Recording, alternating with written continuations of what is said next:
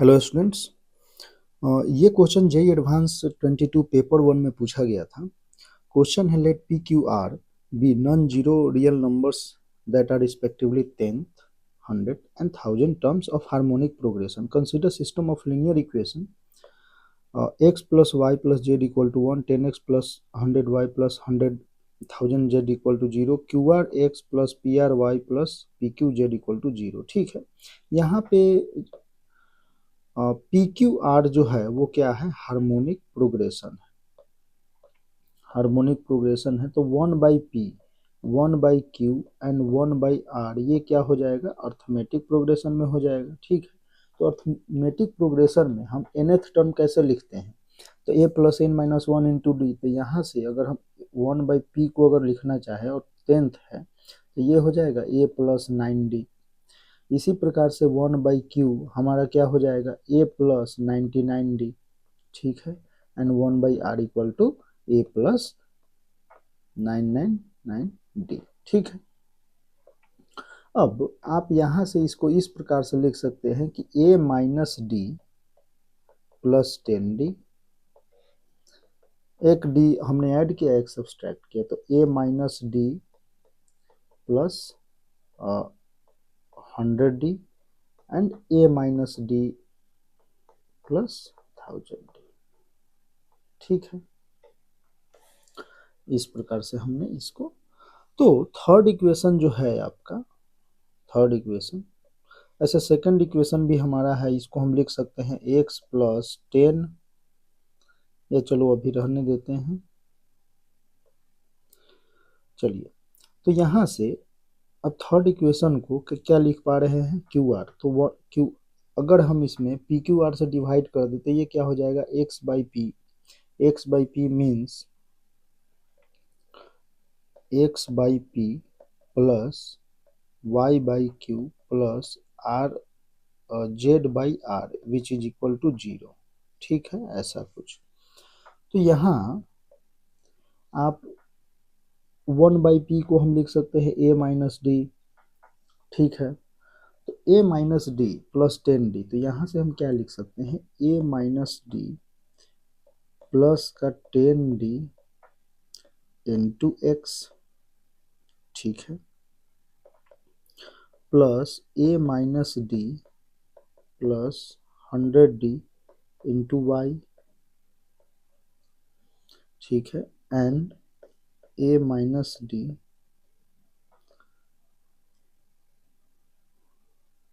Plus 1000d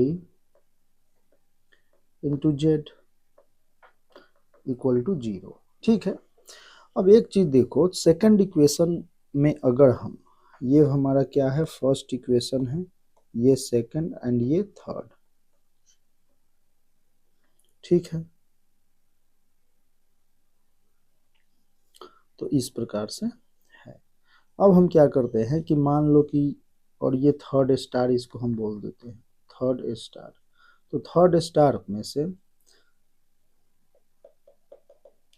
third star में से हम सेकंड को डी से मल्टीप्लाई करके अगर हम सब्सट्रैक्ट कर देते हैं तो ये क्या हो जाएगा, तो देखो A minus D into X and 10dx, 10dx आएगा यहाँ से।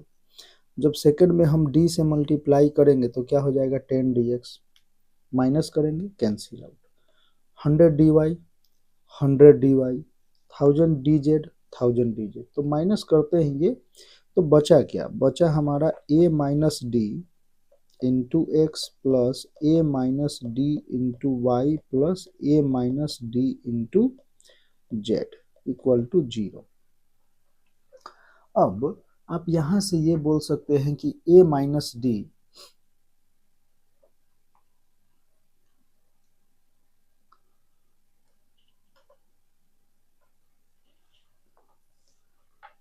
तो देखो a माइनस डी इंटू, हाँ, तो a माइनस डी इंटू हम डायरेक्टली ऐसे लिखना चाहे तो x plus Y plus Z equal to क्या हो जाएगा, 0। ठीक है, ऐसा कुछ।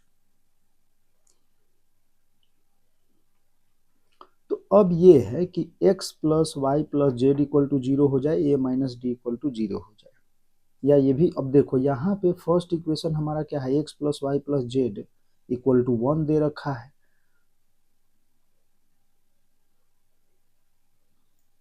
तो a माइनस डी जो है वो क्या होगा, नॉट इक्वल टू जीरो, या a minus D equal to zero, ऐसा कुछ।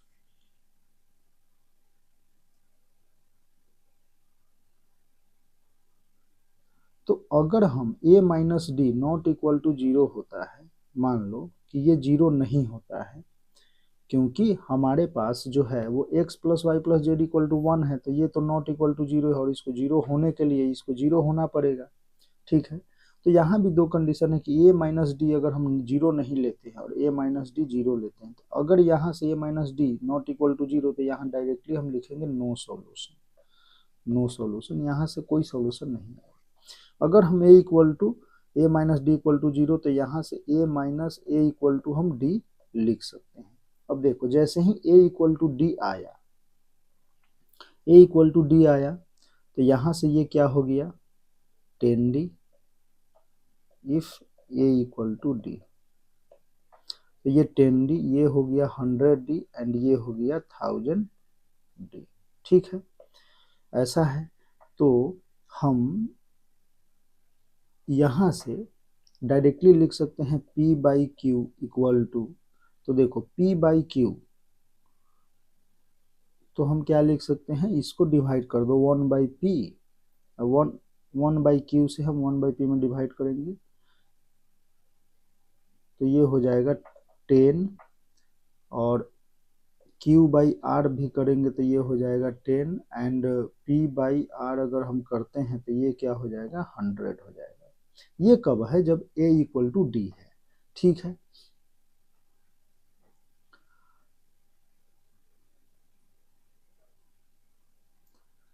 अब एक और चीज ये ध्यान रखना है कि a इक्वल टू डी होने से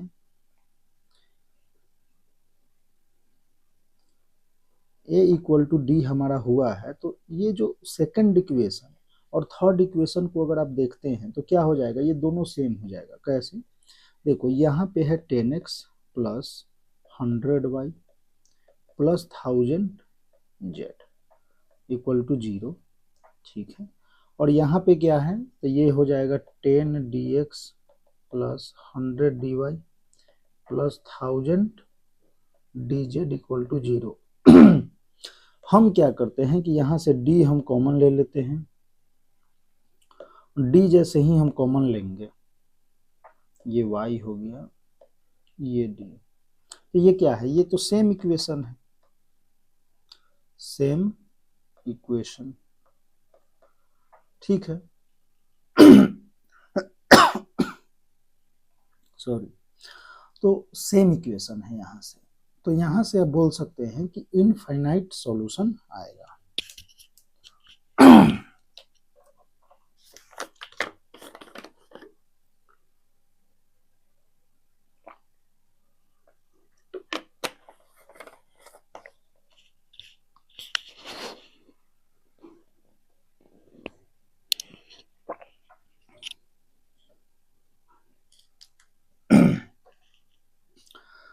तो a इक्वल टू डी होने से ये हुआ क्या है, दोनों लाइंस जो हैं वो क्या हो गए हैं, पैरेलल हो गए हैं। तो यहाँ से आप बोल सकते हैं क्या कि इनफाइनाइट, इनफाइनाइट आप यहाँ से बोल दें कि a इक्वल टू डी होने से हमारा क्या हो गया कि इनफाइनाइट सॉल्यूशन आ रहा है, ठीक है। अब कहानी आगे बढ़ती है, and a equal to D होने से और क्या क्या हो रहा है, तो देखो a इक्वल टू डी में फर्स्ट इक्वेशन हमारा क्या हो जाएगा, फर्स्ट इक्वेशन हमारा है x plus Y plus Z equal to 1, ठीक है, ऐसा कुछ। तो यहाँ से आप ये देख सकते हैं कि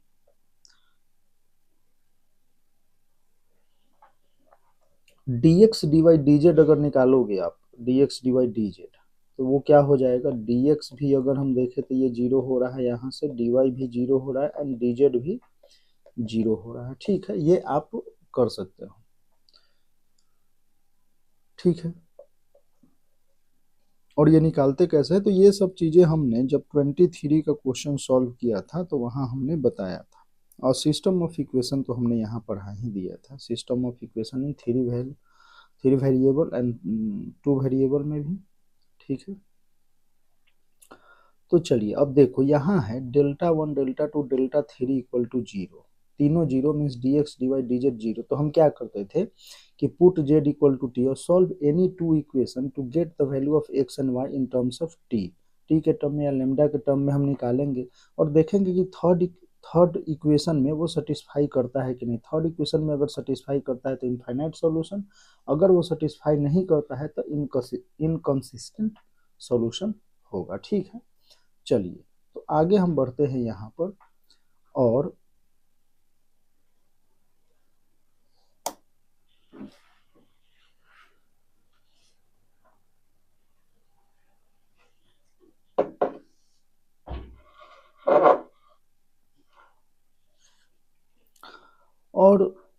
dx dy dz equal to 0। हम क्या करेंगे कि अब इन्फिनेटली मेनी सॉल्यूशन है तो उसको हम इस तरीके से देख सकते हैं कि चलो x plus Y plus Z equal, तो हम पुट करते हैं z को लेमडा पुट कर लेते हैं। लेमडा टी कुछ भी आप पुट कर ले, कोई प्रॉब्लम नहीं है। चलो हमने टी ही पुट करना है, तो z इक्वल टू टी। अब यहां से फर्स्ट इक्वेशन हमारा था तो x plus Y equal to 1 minus हम टी इसको लिख सकते हैं। ठीक है, सेकेंड इक्वेशन है तो 10x 100 बाई 1000 जेड, इसमें 10 से डिवाइड कर देंगे तो x plus 10y equal to 100 T minus का। ठीक है, ऐसा कुछ। अब दो इक्वेशन है, दो वेरिएबल है x एंड y। ठीक है, तो यहाँ हम क्या करेंगे कि इसको चलो माइनस, तो ये क्या हो जाएगा, एक से x कैंसिल, तो ये हो जाएगा माइनस का 9y which is equal to 99t plus 1। तो y इक्वल टू हो जाएगा माइनस का 1 बाई 9 एंड माइनस का 11, माइनस का 11t। ठीक है, तो y हमारा ये आ गया। ऐसे ही अगर हम x देखते हैं तो 1 माइनस टी माइनस वाई, तो माइनस वाई अगर हम करते हैं तो ये कितना हो जाएगा 1 बाई 9 एंड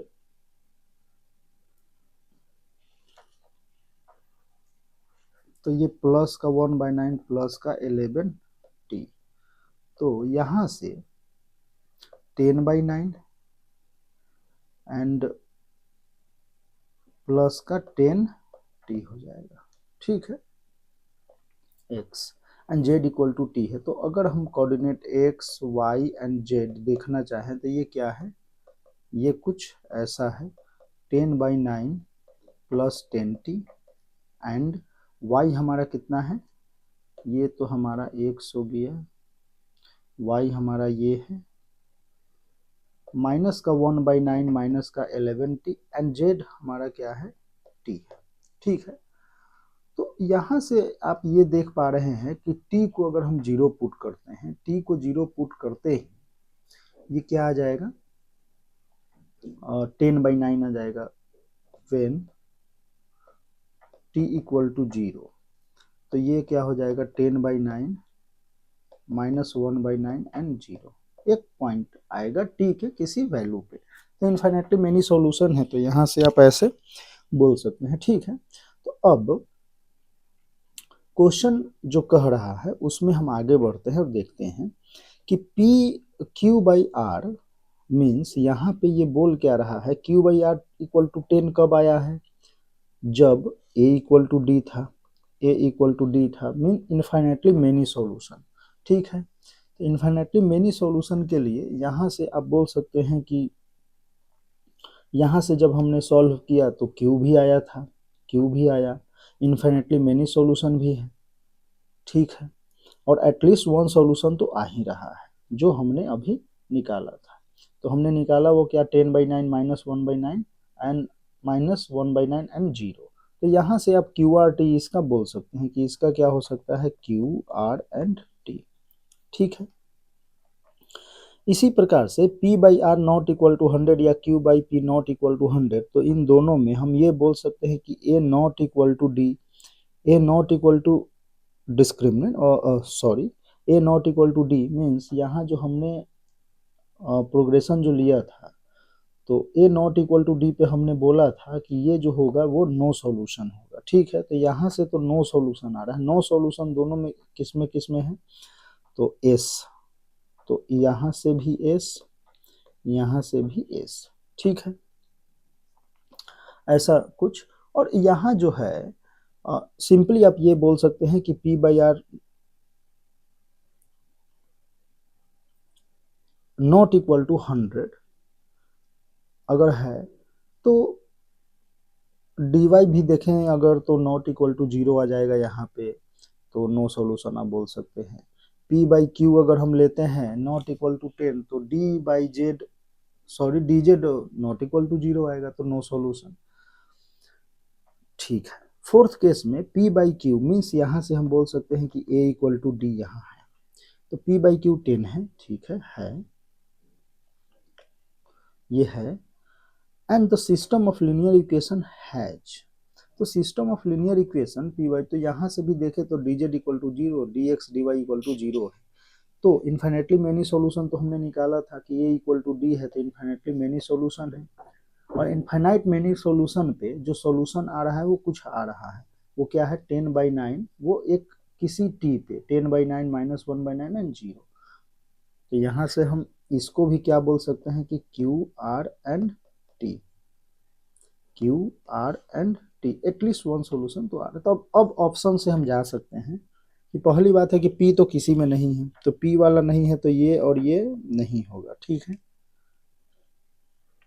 चलिए अब हमें ये देखना है कि सेकंड एंड थर्ड में एस होना चाहिए, सेकंड एंड थर्ड में एस हमारा किस में है, तो सेकंड एंड थर्ड में एस यहाँ ये है, ठीक है। तो इसी के अकॉर्डिंग हम चले जाएंगे कि और बी ऑप्शन हमारा हो जाएगा, तो यहाँ से आप ये बोल सकते हैं कि बी ऑप्शन, क्योंकि फर्स्ट का क्यू यहाँ है एंड आर, तो आर यहाँ भी है डी में, ठीक है। तो ऐसे आप बोल सकते हैं, तो बी ऑप्शन है। और सिस्टम ऑफ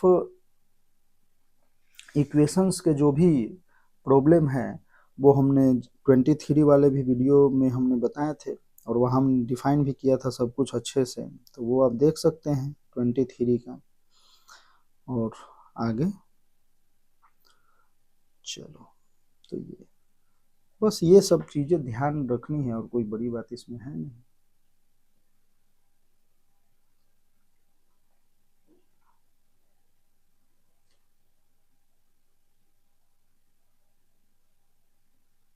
चलिए फिर मिलते हैं नेक्स्ट वीडियो में।